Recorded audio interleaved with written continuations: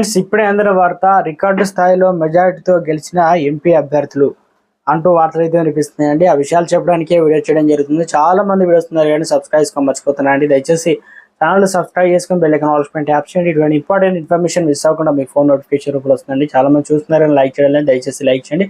Information అందరూ reach.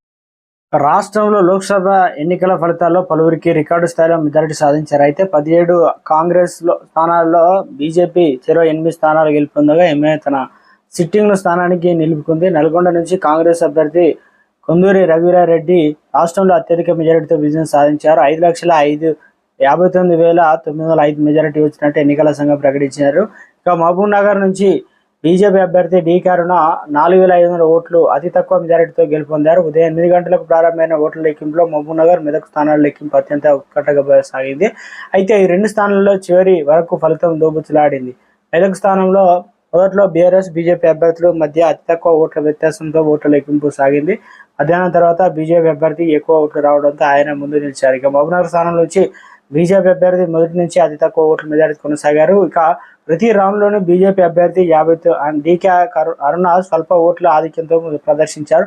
అటు ఇటు ఫలితంగా మారే అవకాశం ఉండడంతో రాష్ట్రంలో ఈ సీట్పై ఆసక్తిగా నెలకొంది.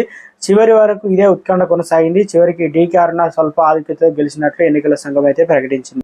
17 స్థానాల్లో గెలిచిన అభ్యర్థుల పార్టీ మెజారిటీలు. స్థానము గెలిచిన అభ్యర్థి పార్టీ సాధించిన ఓట్లు సమీప అభ్యర్థి.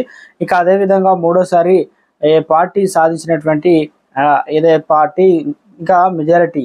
దీనికి సంబంధించి ఆదిలాబాద్ నుంచి బీజేపీ సంబంధించిన అభ్యర్థి గెలిచారు. 5,68,168 ఓట్లు వచ్చాయి. తర్వాత సమీప ప్రత్యర్థి 4,77,516 కాంగ్రెస్కు వచ్చాయి.